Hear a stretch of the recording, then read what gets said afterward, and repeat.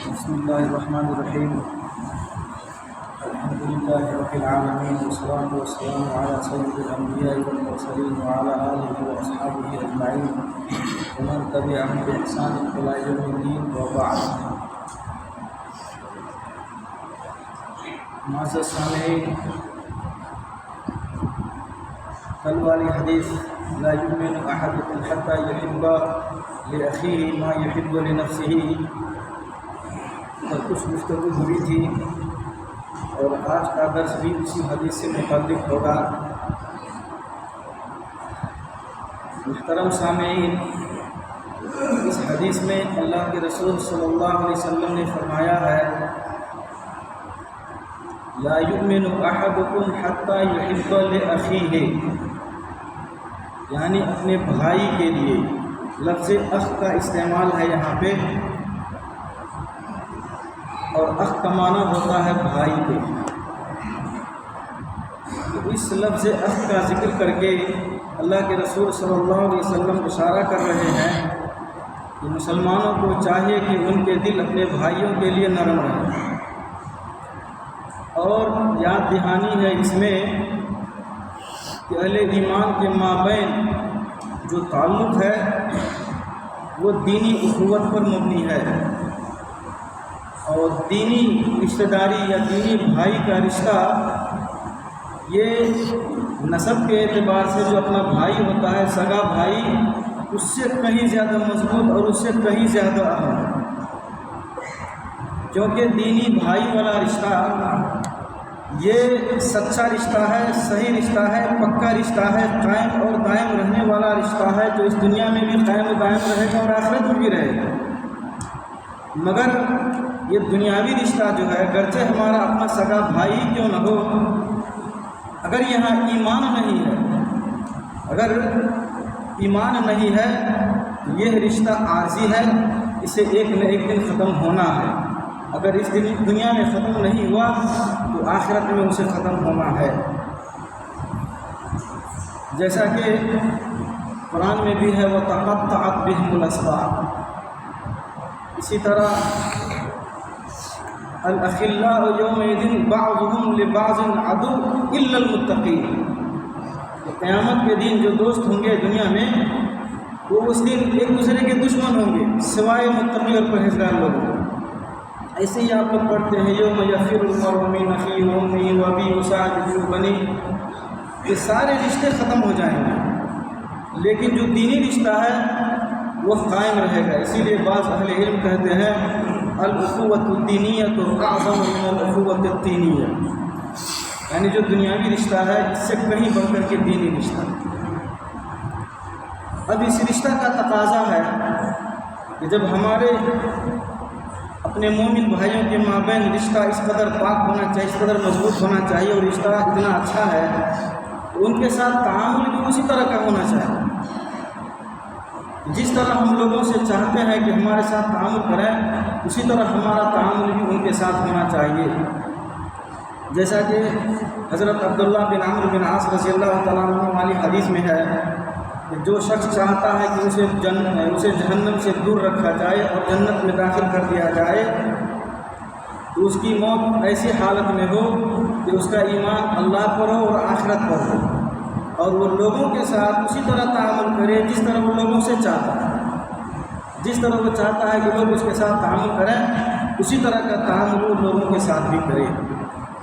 یہاں علماء کرام ضابطہ ذکر کرتے ہیں کہ بے شمار قسم کے لوگ ہوتے ہیں، سماج میں مختلف طبقہ کے لوگ ہوتے ہیں. کوئی معلم ہوتا ہے، مربی ہوتا ہے، مینیجر ہوتا ہے، مدیر ہوتا ہے، سپروائزر ہوتا ہے، باپ کی شکل میں، بھائی کی شکل میں، پڑوسی کی شکل میں، مختلف قسم کے لوگ ہوتے ہیں. تو ان کے ساتھ تعامل کا ضابطہ کیا ہونا چاہیے؟ تو کہتے ہیں کہ سب سے بہتر صورت اس کے لیے ہے کہ آدمی جس کے ساتھ تعامل کرنا چاہتا ہے اس کی جگہ پہ خود کو رکھے، اور تب جا کر کے جو دیکھے کہ کس طرح کا تعامل چاہتا ہے ادھر سے اسی طرح کا تعامل کرے. مثال کے طور پہ کوئی اپنے باپ کے ساتھ تعامل کرنا چاہتا ہے تو خود کو اپنے باپ کی جگہ پہ رکھے، اور وہ کس طرح اپنے بیٹوں سے سلوک چاہتا ہے، تعامل چاہتا ہے، اسی طرح کا تعامل اپنے باپ کے ساتھ کرے. ایسے کوئی بندہ اپنے بڑے بھائی کے ساتھ تعامل کرنا چاہتا ہے تو بڑے بھائی کی جگہ پہ خود کو رکھے، اور چھوٹے بھائی سے کس طرح کا تعامل وہ چاہتا ہے اسی طرح اپنے بڑے بھائی کے ساتھ کرے۔ اس طرح سے تمام افراد کے ساتھ، کوئی پڑوسی ہے، کوئی دکاندار ہے، کسی سے لین دین کا معاملہ ہے، گئے کسی دکان میں، تو آپ کس طرح کا تعامل چاہتے ہیں تو اپنے کو دکاندار کی جگہ پہ رکھیے، اور کس طرح کا آپ تعامل چاہتے ہیں، کس طرح کا ویوہار چاہتے ہیں کسٹمر سے، اسی طرح کا تعامل آپ اس دکاندار کے ساتھ کیجیے۔ تو یہ ایک طرح کا ضابطہ بیان کیا گیا ہے لوگوں کے ساتھ حسن سلوک کا۔ تیسری بات جو میں عرض کرنا چاہوں گا وہ یہ کہ جتنے بھی ہمارے بھائی ہیں سب کے مابین جو تعامل ہوتا ہے وہ تعامل مبنی ہونا چاہیے نیک نیتی پر، مقصد ہونا چاہیے اللہ رب العالمین کی رضا، خوشنودی اور تقرب حاصل کرنا، کوئی خاص مقصد نہ ہو، کسی خاص چیز کے لیے کسی کے ساتھ تعامل نہ ہو، کیونکہ اگر اللہ رب العالمین کی خوشنودی وہاں پر نہیں ہوگی تو آپ پیچھے میں رک جائیں گے، تعامل کرنا چھوڑ دیں گے۔ بہت سارے لوگ ہیں کسی خاص مقصد کے تحت کچھ لوگوں کے ساتھ تعامل کیا، جب دیکھا کہ مقصد پورا نہیں ہو رہا ہے تو پیچھے ہٹ گئے۔ تو جب یہاں پہ نیک نیتی نہیں ہوگی، اللہ رب العالمین سے تقرب حاصل کرنا نہیں ہوگا، تو نتیجہ کیا نکلے گا کہ ہم اور آپ پیچھے ہٹ جائیں گے۔ اور جب نیک نیتی ہوگی، اللہ رب العالمین کا تقرب حاصل کرنا مقصود ہوگا، اللہ رب العالمین کو خوشنودی حاصل کرنا ہوگا، اور مقصد ہوگا کہ صرف و صرف ہمیں اللہ رب العالمین کی رضا چاہیے، کچھ نہیں چاہیے، تو چاہے جس طرح کا بھی تعامل ادھر سے آئے، آپ اپنے تعامل میں برابر اسی منہج پر قائم رہیں گے جس کو آپ نے شروع کیا تھا، جس پر چل رہے تھے۔ قرآن میں آتا ہے انما نطعمکم لوجہ اللہ لا نرید منکم جزاء ولا شکورا۔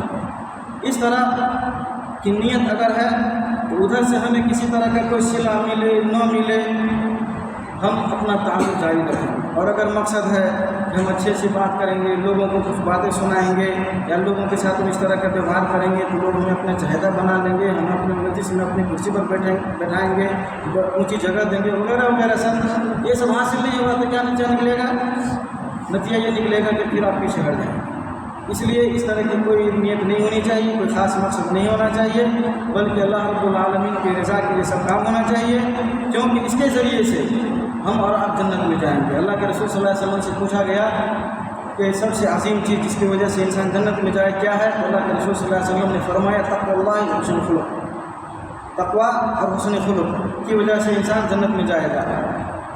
یہاں تقوی سے مراد حرام چیزوں سے بچنا ہے، اور حسن خلق سے مراد نیک کام کرنا ہے۔ اس لیے کہ علماء کرام کے یہاں تفریق ہے کہ جب تقوی اور بر وغیرہ مطلق آئے، الگ الگ آئے، تو دونوں شامل ہیں، حرام سے بچنا بھی اور نیک کام کرنا بھی۔ لیکن جب دونوں ایک ساتھ آتے ہیں تو تقوی سے مراد ہوتا ہے حرام کاموں سے بچنا، اور بر اور حسن خلق سے کا مطلب ہوتا ہے اچھا اور نیک کام کرنا۔ تو اگر ہم اپنے اس رشتہ کو اللہ رب العالمین کی رضا کے لیے قائم و دائم رکھیں گے تو یہ ہمارے لیے جنت میں جانے کا سبب بنے گا، اور اسلام کے محاسن لوگوں کے سامنے آئیں گے، کیونکہ اس طرح ہم اور آپ اپنے تعامل کو اپنے تک محدود نہیں رکھیں گے، بلکہ اپنوں کے ساتھ اسی طرح کا تعامل ہوگا، اور لوگوں کے ساتھ اسی طرح کا تعامل ہوگا، مسلمان جو ہوں گے ان کے ساتھ اسی طرح کا تعامل ہوگا، جو غیر مسلم ہوں گے، کفار ہوں گے، ان کے ساتھ اسی طرح کا تعامل ہوگا۔ اس لیے ہمیں اور آپ کو اس پر خاص دھیان دینا ہے۔ اللہ کے رسول صلی اللہ علیہ وسلم کی خاص صفت بتلائی گئی ہے، فَبِمَا رَحْمَةٍ مِّنَ اللَّهِ لِنتَ لَهُمْ وَلَوْ كُنتَ فَظًّا غَلِيظَ الْقَلْبِ لَانفَضُّوا مِنْ حَوْلِكَ۔ یہ اللہ کے رسول صلی اللہ علیہ وسلم کی خصوصیت ہے کہ نرم دل تھے، ان کا لب و لہجہ نرم ہوا کرتا تھا، اس لیے ایرے گہرے سب اپنے بھی پرائے بھی سب آپ کے پاس آیا کرتے تھے۔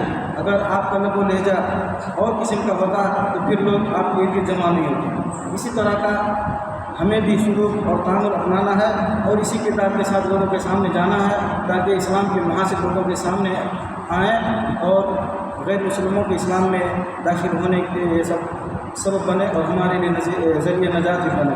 دعا ہے اللہ رب العالمین سے ہم لوگوں کی کتاب و سنت پر عمل کرنے اور اسی کے مطابق زندگی گزارنے کی توفیق عطا فرمائے۔ آمین۔